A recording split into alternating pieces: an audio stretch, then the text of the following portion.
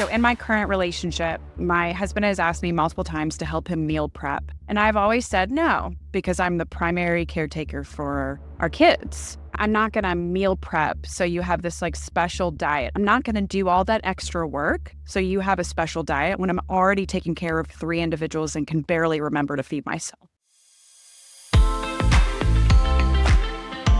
This time of year brings to mind words like compassion and charity. Today, I'm featuring a montage of my 3 favorite episodes that talk about big-heartedness, where's the line for codependency, and how to stop toxic people from ruining special occasions.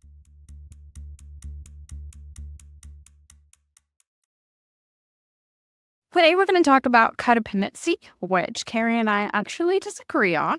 So I think this will be an interesting topic. So what do you think about codependency, Kerry? So here's kind of like to put myself into perspective. My graduate training was from mid-'80s. That was when I went to school in the mid-'80s. So if you think about what was happening around the mid-'80s, the DSM-3 was released in the early 80s. Narcissistic personality disorder really made the first time it made its appearance. Autism was making its appearance. There's a lot of things that were really new. Codependency hadn't really showed up. So that's partly, if you put my training into perspective, you can see why something, the other thing that was happening in the 80s, that's when Prozac made its launch. Just as I was starting my first experience in a psychiatric hospital, Prozac rolled out. So I got to actually watch the difference from the old style of treatment to the new style of treatment. So that may have been partly why I struggle with it. But here's the other reason. If you Google, or especially do like a Google Scholar search where you do based on research, you're going to find psychology as a field does not agree on what codependency actually is. So we're talking about a lot of different things and we're kind of throwing it into the hat and saying it's this. But when you bring it up, it may not be what I'm bringing up and talking about. We may be talking about vastly different things. I think that's why I struggle with it. And at an emotional level, have I behaved that way? Yes, I have. But why am I doing that? Well, because I was raised in a home where I was emotionally responsible for the adults in my life. Is that my fault that happened when it's a survival technique? It helped me get out of the house and do really well? No. So there's a level of responsibility we place on the person when we say that they are. It's like, bad you should have known better. You should not be doing that. Healthy people don't do that. Well, hey, it got me out sane. I'm where I am at today because I learned that people-pleasing skill. I don't like it because I feel like it's blaming. I've never taken it as such. And I think maybe the difference why is because I also connect it to the sign of like attachment theory.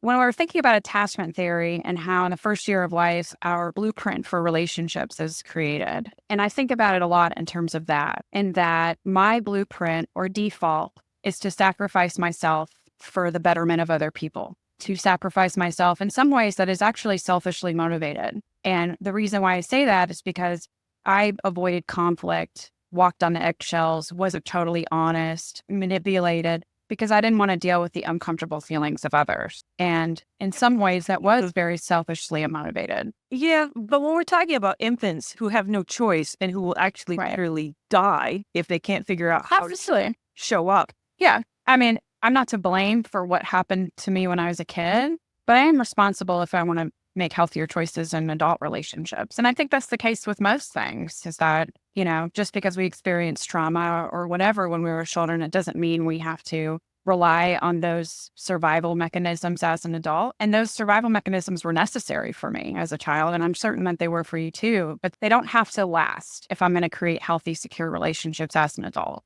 But at what point do you then say you move from the place of, okay, you didn't know better, you got out of a really bad home situation, yay for you, that's a big win, to, oh, you know what, you're kind of messing up adult relationships, maybe you need to start looking at this different and get your act together. See, that's where I find it's really hard, is through failure we discover we have this pattern. It's not because we suddenly have this insight of, we become a self-reflective person, like, I'm people-pleasing awfully a lot. I should maybe, it comes out of the fact that something bad happens and then says, you sacrificed yourself in that relationship and you probably shouldn't have done it. Have you ever thought about maybe that's a pattern of yours? I think that's the other part that kind of rubs me wrong, is that we've already attached a label to somebody just that they had no awareness until that happened. They discover it in a back end way, it's not a planned thing. It's a failure. It's an accident that happened. I wish it was nicer. Because let's be honest here, we know out there is a lot of criticism leveled against codependent people.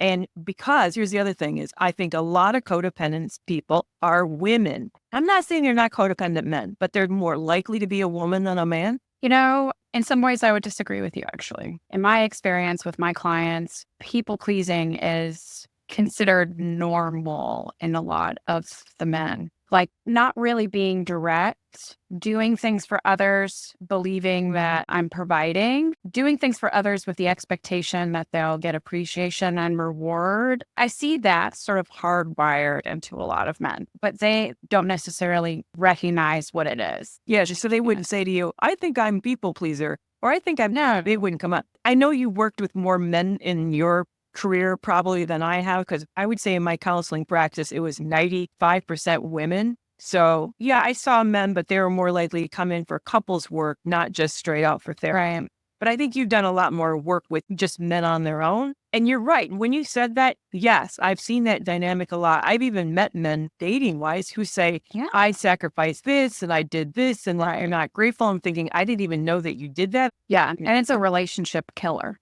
It absolutely is. Because that expectation, that anger, that resentment, I see it a lot with my own husband in that he won't say specifically that he doesn't want to do something. He'll say things like, I would rather not. And I don't see that as a definitive no. I see that as, oh, I would rather not, but I'll do it. He's just not as clear as he could be. And I've called him out on it. I see that sort of sidestepping, not clear part. I've seen it with many men that I've dated. I see it with my husband. And it's these small things that, again, can build that expectation, that resentment, that anger. There's two groups of people. I don't know how familiar with Sandra Brown's research. So in 2014, she had 600 couples that she looked at. Previous to that, it had been assumed that people who get into a pathological love relationship must be codependent. And she was looking mostly at women who were in a pathological relationship with men. But what she found actually was startling. She found that there was two separate groups of her subjects. There was the group who had a history of trauma before, probably had what we would say classically codependent characteristics. And that was roughly around 30, I think it was like 37% of that group was that. So roughly 1/3 of the group. And then 2/3 of the group actually had no history of trauma, none. And they actually were high functioning women who'd been doing really, really well in their life until they met this person and they got into a relationship with them. And then they started to kind of fall apart and become more codependent as a result of trying to deal with the trauma bond. So that group was the 63%. She said she found two consistent traits across that group that was extremely elevated, not just a little elevated, but like shockingly elevated. And that was they were highly cooperative people, meaning they played well as part of a team, and they tend to be very conscientious, which meant they had sort of an internal moral code about what it meant to be human and how to behave with other people. And those two super traits, those two overly elevated traits made them susceptible to get trauma bonded with somebody. So I thought that was really interesting. Actually, I fit into the 37%. I don't like saying that because I had a history of trauma before. And yes, I tend to do too much emotionally in relationships if I'm not careful. But I have met a lot of people who are out of the 63% who was completely blindsided by the abuse. Yeah. Yeah. And I will say I've read a lot about codependency, like Facing Codependency by P.M. Melody, Codependent No More by Melody Beatty, as well as Dr. Aziz Gazapura has a book it's catered more towards a male audience, I think. It's called Not Nice. It's specifically about people pleasing. And I've seen a lot of those books do talk about not necessarily it being rooted in childhood or something that you've learned there. It is for me. It is for many of my clients, but for some of them, it's not. They get into a relationship with someone that they see as having the same traits or qualities as themselves. And that soft-heartedness, that agreeableness gets taken advantage of. And you're right that in studies of narcissistic abuse victims, people who are actually more likely to be cheated on, in 2 studies on those, they found that the people that are most likely to be cheated on and victims of narcissistic abuse had those traits. And I think it makes a lot of sense because, for example, if someone may believe that it's okay for them to cheat on us because they think we might forgive them for their first or second transgression. Things like that might make us more susceptible to have that happen. And it sucks, because we wouldn't do that in turn. So, as someone who struggles with codependency, I heard years ago from a therapist the difference between caretaking and caregiving. That caregiving is when we can give to others without expecting something in return. But caretaking is when we give with some kind of expectation or ulterior motive. And that's often how I've been able to tell. Like you mentioned, the whole like feeling like it's at a cost or there's a high price to pay. That's where I have to check in with myself of like, why am I doing this? What am I expecting when I give this or do this? And am I expecting something in return or some kind of thing to set up? Because then I'm just going to get resentful and angry and bitter if that's the case. And I really have to learn to say, I have to be better about just saying no in general. Yeah, that's certainly been my journey too, trying to figure out the difference between those two lines. Because I was raised with this concept in a very evangelical Christian home of joy being Jesus first, others second, and you last. So that means every time that you put yourself first, then somehow you're knocking Jesus out of the way, which makes you a bad person. Or maybe even talk about it, who's at the throne in the center of your life? Are you sitting on that throne or is God sitting on that throne? So there was a lot of indoctrination about all of that. And I'm not saying that that's all bad, but what I am saying is that it confuses the fact of what does self-love look like, because it makes all forms of self-love then toxic or selfish. What got me, though, which really, really tripped me up is I figured out pretty early on that doing it for selfish reasons, in other words, being kind to you, showing you niceness and generosity in order to get you to be the same back to me was in a form of manipulation, actually. But what really tripped me up in that abusive relationship was that there are people who sees kindness. I'm not using niceness on purpose because to me, niceness is sort of a social nicety that we do that is a form of exploitation of itself. But when we do things, kindness, it's deliberate, it's thoughtful, it's truly sacrificial, that they see that as pitiful, pathetic, exploitable, worthy of disrespect because they see the world in a very, very different way. They see it in a competitive world. So they then want to know, what is your reason? Or are you that idiotic that you would open yourself up to be exploited by me? Then you're asking for it. So in my current relationship, for example, my husband has asked me multiple times to help him meal prep. And so this is like a mundane, this is not a toxic relationship, but this is mundane. And I've always said no. And I know he would really love me to meal prep for him. I know that's something he would love. But I feed 3 children on my own because I'm the primary caretaker for our kids. I'm not going to meal prep so you have this like special diet. I'm not going to do all that extra work so you have a special diet when I'm already taking care of 3 individuals and can barely remember to feed myself. And I've always said no, and I know for a fact if I was to do it today, I would get extremely resentful and irritated and I would say things to myself like, well, why isn't he meal prepping for me? Like, I'm going to be meal prepped for, but it's, today I'm able to do that, and he doesn't, he asks it, but it's not something that he gets mad at me for not doing it. He understands why I say no and why I don't do it. I don't have that extra place on my plate. I don't. But in the past, that would always be used against me. You're making a powerful point, and that is, does the person see you? Do they really see you? And I even know the argument is like, we're already prepping food. How hard it is to prep my food. Right. So it's a little bit, so you're already buying groceries. Why can't you think about the kind of groceries that I also need? I mean, I totally know the line of argument, but what's also being ignored is all the mental energy, having to know what that diet is, having to be able to prep a whole separate group of food with a whole separate group of containers. By the way, you can tell I know because I've done this because I had to.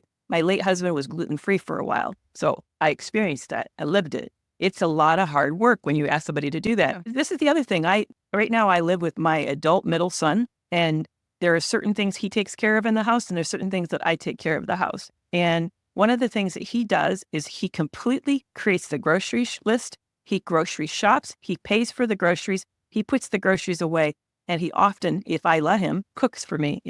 Whatever. He even makes the menu for the week if I let him. Sometimes I have my own ideas of what I want to eat. But he's not very good at cleaning up. That's just not a strong point of his, but he does all this other manual labor. I don't have to think about it. I don't even pay for it. I mean, so I don't like the cleanup part, but I remind myself this is a person who's carrying a lot of a mental load that I don't have to carry. And yes, I can carry some of the mental load and the work around some other things that maybe are not my favorite things, but I'm sure he doesn't always like that grocery bill. And I'm sure he doesn't always have every week the time to do this, but he's doing it. But I think it's still super important. I want to circle back to, because this is where it really tripped me up, is that we can come at it from the complete right place. We can come at it from assessing it correctly. We can come at it doing it in a balanced way that shows our self-respect, and it still can be exploited. It's important for us not to forget there's a mindset of some people, fortunately only 20% of the world, but roughly, according to Sandra Brown, 20% of the world's predatory. And they really see things differently. And they really, like back to that episode where we talked about, I think it was the Dark Triad, we talked about the 4 roles. You're either a patron, you're patsy, you're the pawn, or you're the enemy.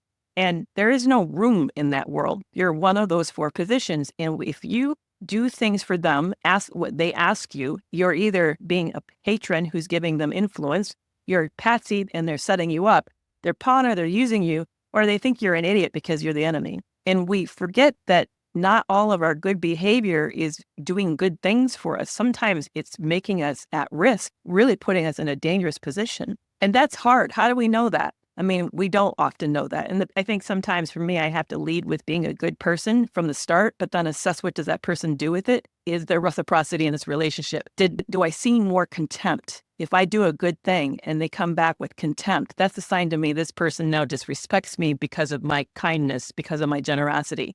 I remember going to buy my ex like some sweet thing that he wanted from the grocery store. And my thought was, if I buy this for him, I hope he'll be nice to me. Like I was trying, and I at the time did not see that as my desire to control him, but that's what it was, is that my desire to try to control and manipulate him into treating me with kindness and basic human decency. And I would do these things, these games, these whatever, to try to figure out. I was always buying him like little things in the hopes of this will be the thing that, I'll let him play his video game. I will do this in the hopes that he will treat me this way. And I was trying to constantly manage and juggle his emotions. And I could never predict the reaction. But my intentions were always with, I will do this because I want something from this. I have an action. I have motivation for this. That's beyond just, oh, I'm being kind or nice. Mine was, I kept thinking I could model good behavior and then they would want to be like me. Like the teacher, sort of the wise psychologist. And then like, oh, that's what caring behavior looks like. Or, oh, that's what generosity looks like. And we're talking about adult people and adult males. Come on, let's get realistic here. One of the things my ex would do is he'd take me to the Rolex store and look at his favorite watch. And I know, at the time, I kind of knew he was hoping I'd buy it to him as a gift. And this is a guy who, for one of the gifts that he gave me, was a re-gift from an affair. Right. That's the kind of level of generosity was back towards me, was absolute shit. And yet he would take, like I said, literally walk into a Rolex store and look at his favorite watch. And then he would say, I don't want you to buy that for me. I just like looking like, oh no, dude, there's an ulterior motive here. You're hoping that I will buy it for you, but I'm not. Growing up with a narcissistic parent, I grew to dread holidays, anniversaries, celebrations. It was always a shit show. It always was somehow drama. My narcissist, who was my mother, tended to always want the attention on herself. And it didn't really matter if it was good or bad attention. It just mattered that the intention was on her. So if it was, I remember Father's Day, my mother would throw some kind of fit and my dad would be off crying and my mom would be like pleased with herself. And that was an ongoing thing. And when I then met my other narcissists who I had romantic relationships, I grew to dread that. My birthday, for example, I was born on Thanksgiving, and every 6 or 7 years it's on Thanksgiving again. So that's double. You have this family holiday plus my birthday. And I remember specifically that the narcissist that I had a very long romantic relationship with would specifically do things that were upsetting around my birthday or on my birthday or on Thanksgiving. He would have a fight with someone or not get me a gift, or it was always something. So I grew to really hate anything that wasn't specifically relegated to the narcissist. If it wasn't their birthday, if it wasn't a day celebrating them, it was generally not going to be fun. Did they also ruin their birthdays and the holidays that were important to them? Did you see them sabotage that too? They often did, and it was usually some kind of attack, like something wasn't done to their expectations, or they didn't like the gift, or, somebody wasn't acting right. It didn't matter what kind of attention. It absolutely didn't. They felt entitled to be the center of attention, and it just mattered that attention was on them, whether it was good or bad. But primarily, the narcissist in my life, I've seen that attention primarily be bad and negative. That's fascinating. The narcissist that I met for that second relationship, he told me right up front that he hated his birthday and he hated Christmas. Just to get that out of the way, just expect that this was not going to go well. It was going to be a really loaded holiday. And of course, my, good nature, I thought I could win him over and I could throw him the best birthday and I could really show up for Christmas and we would do it over and heal this wound in him. But yeah, he told me that too. My narcissistic ex also did not like his birthday, and I thought I was going to fix it. But then that became a huge source of resentment because I had done these lavish celebrations. There was one year I did a surprise birthday party where 40 plus people were all at this restaurant, came as this surprise. It was this amazing birthday party. And I never got anything like that reciprocated. Nothing.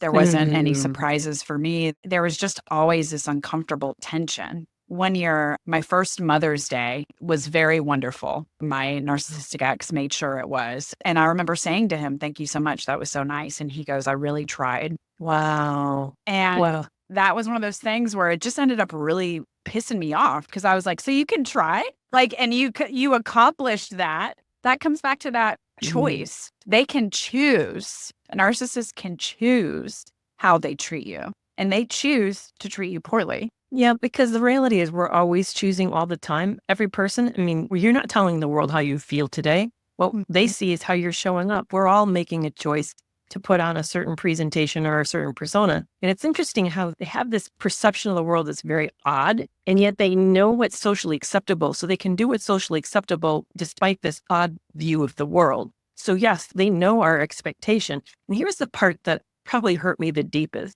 I think that there's this desire to hurt us, that this ruining the holiday thing, ruining the birthday thing, to me feels there's a level of cruelty to it. It's like, I don't want you to have a good day. I don't want you to enjoy your family or your time because I want to be the sole source of your neediness or your relationships needs to be only through me. But in addition, I don't want you to have those good things because I don't think I get what I want adequately enough. So gal dang, you're certainly not going to either. I'm going to make sure that you don't either. So it's part of it to me feels like they're shitting on these days because they want to shit on us. And that's the part that I find super, super difficult is that it's just a foreign way of thinking about it. I don't relate to that at all. They have this world construct that's strange. The construct is that you're supposed to not only mind read, to know that these things are significant and to know how they want to have you show up and show that you care. The bar is getting set really high, but they also then have all these things that they have been holding against you. I think a lot of them are grudge holders. So they've been holding these grudges against you. And then they decide to work it out on the most important day because they want you to hurt, because in their minds, the way that you failed to show up for them is that big of an injury. To you, it may just be you forgot to say, "Hey, how was your day today?" But to them, that might be like catastrophically. Then they're going to exaggerate it. You never care and you never do these efforts. And then they wait to get you back and they kind of collect these things, almost like a pile of crappy ways to get you back. And then they make sure to offload it right when it matters the most. And the thing is, most of the time, most of us have no clue any of this is happening on the back end. I certainly didn't. Growing up with a narcissistic parent who used to always ruin birthdays and things like that, I have never liked much attention on myself. And that always sort of connected to my self-esteem too, of not feeling like I deserved that kind of recognition or attention or anything. I remember when I graduated college, which was actually a very big deal. I did not get clean from drugs until I was 23. So I was actively using the entire time I was in college. I also had almost dropped out to go be with this other narcissist. I was going to get engaged. I was going to help raise his kid. He was 9 years older and a drug dealer. That was a good choice. So I'd made a lot of bad choices and somehow still had graduated college by the time I was 23. And I'd graduated with honors. I'd graduated cum laude. And at my college graduation party, my mother said that she'd given me this necklace. I can't even remember what it was. I think it was like a little owl necklace or something. She'd given me a necklace and she said that I had graduated cum laude because she'd given me that necklace. And I remember being baffled that she said that. And she said it in front of multiple people. Like there were multiple people there that all witnessed that and heard her say that I had graduated from college with honors, despite a drug addiction, despite transferring and nearly dropping out, despite all of these things and being raised by her, who was particularly awful and had physically assaulted me also while I was in college. I had graduated with honors despite all of that, not because she'd given me a necklace. But again, it's that sense of entitlement or just feeling like she's responsible for the gifts that I do or the successes that I have, because somehow she's a part of them. And I think at least for my mother, she really felt like I was an extension of her, that I was me, myself, and the things that I did reflected on her, good or bad. They were somehow connected to her. Yeah. So it's important, I think, I'm thinking about how we kind of wrap up this topic, is that I've found it helpful to grieve what's been lost or what is missing. And then I've also found it really, really helpful not to move into the direction of becoming resentful and envious of others, but rather to ask myself, what is it that I can do to augment, to step in, to realize that I'm my first person in my life to love myself and that I need to show up for myself. Yeah, it's nice when others do it, but it doesn't have to depend on others doing it. Right. And that's how I've kind of like tried to heal this in myself. And I think too, it's good to just reclaim holidays. To make the choices that you want to make, to spend the time with the people that you want to spend time with and celebrate the way that you want us to celebrate them. One of the best Thanksgivings I ever had was just by myself and some friends having like a Friendsgiving at a time in my life when I was implementing really strict and firm boundaries with my narcissistic mother. I would limit the amount of time I would spend at areas where she was going to be, and I would make sure to take my own vehicle. So I would only spend a maximum of 2 hours, and that was it. And what helped me too is having sort of bookends. So things I did right before I would attend and things I had planned to do right after, or things I would say I was going to do right after. For example, I remember one Thanksgiving, I said I was going to go visit my in-laws right after I left Thanksgiving with them, just to give me an excuse to leave the house at that exact time. I had 2 hours and that's it. And also taking my own vehicle to make sure that I was able to take myself out of the situation, but being able to limit those specific interactions, times with that person. What self-care boundaries would you do? I do similar things. I have a lot of the same plan, is that I would also bookend. I would plan activities one after another so that I would have a reason to leave, not just that I was leaving because I wanted to, because that's hard to explain. So it gave me a great excuse. I love that. I also asked myself up ahead, what is it I wanted to have happen that day? And then make sure that I made time for that and tried to fit it in some way. Like maybe I might go to an event and I really want a certain kind of food. Instead of hoping someone would make it and have it be there, I would make it and bring it. I would kind of figure out how I could meet my own needs in the context of the situation that I was facing, and then try to show up for that. Yeah, it helps a lot for me. Then I'm not so dependent on other people, and I'm less disappointed because I know that I showed up. Yeah. But I love your ideas are great. And I do agree. Taking your own car, that's huge. Yeah. Huge. Having an exit plan is so necessary. Well, that's a wrap for this week's episode.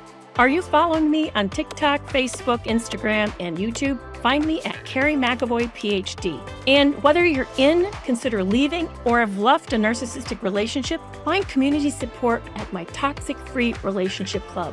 You can learn about this resource as well as others at kerrymcavoyphd.com. Now you don't need to wait a week to get your next podcast fix. Join Breaking Free from Narc Abuse at substack.com to get exclusive audio content for subscribers. To sign up, click the link in the show notes. And I'll see you back here next week.